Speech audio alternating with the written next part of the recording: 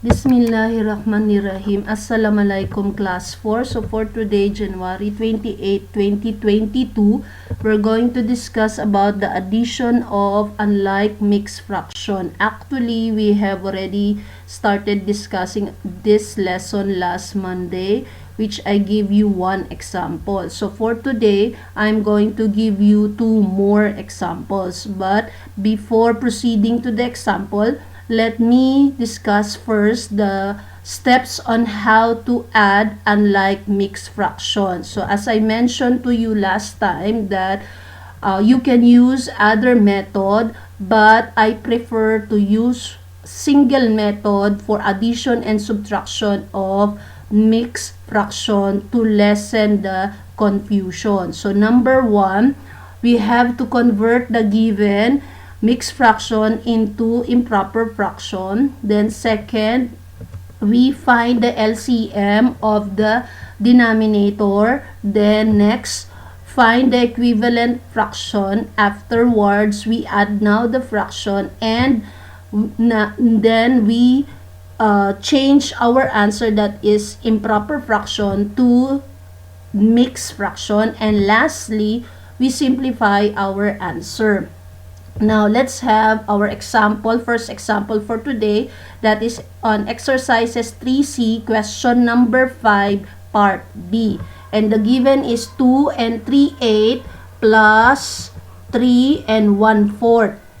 If you notice, both of this is a mixed fraction. So, what we need to do is to convert this first into improper fraction by multiplying the denominator with the whole number and the answer added to the numerator. So, it will look like this.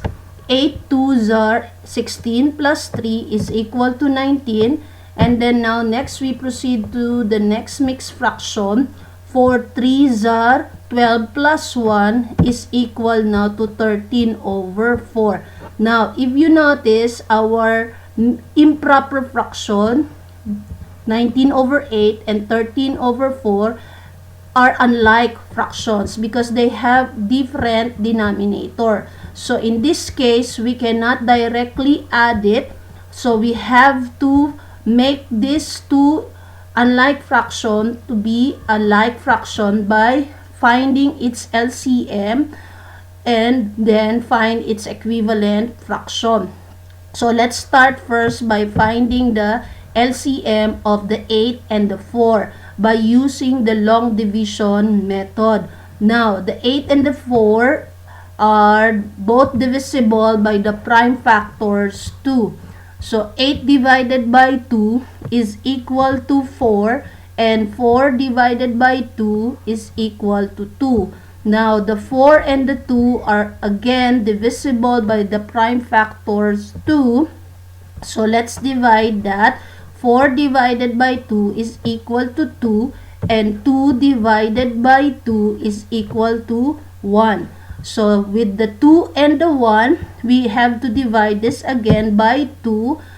So, 2 divided by 2 is equal to 1, and then this one here we copy.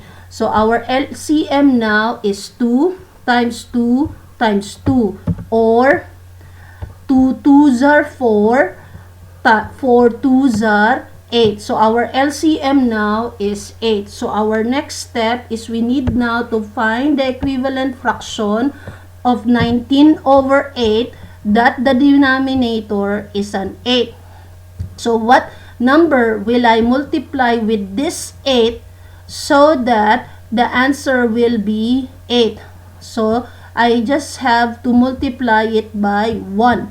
So, 8 1s are 8. So, we have to multiply 1 also in the numerator. So, that will become 19 1s are 19. So, what is the equivalent fraction of 19 over 8? So, that will be 19 over 8. So, if you see this given like this, guys, if it is just the same, so it means that you just have to copy this one. So, if your denominator that you need to find an equivalent fraction that the denominator is 8, so you just have to simply copy the numerator. So that will become 19 over 8.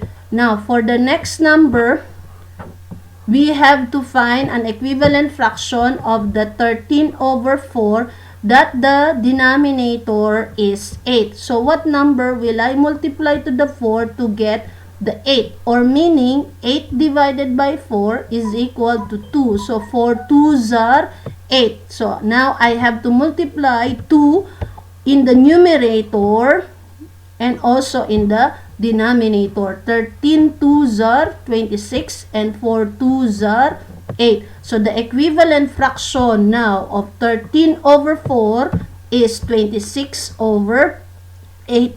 Now, if you notice, our fractions now are like fractions. So, we can now add the numerator and copy the denominator. So, that will be 19 plus 26 over 8.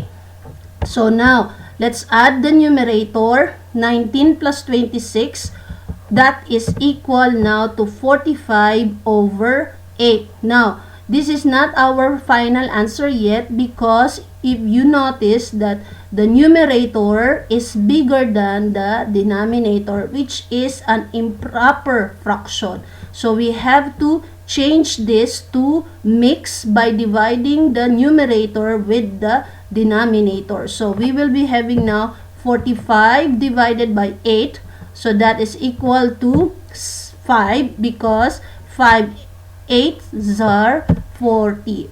Or 5 times 8 is equal to 40. Now, 45 minus 40 is equal to 5. So, our remainder is 5. So, the equivalent fraction now, or meaning the mixed fraction now of the 45 over 8 is now 5 and 5 over 8. Now, let's check if we can still simplify the fraction.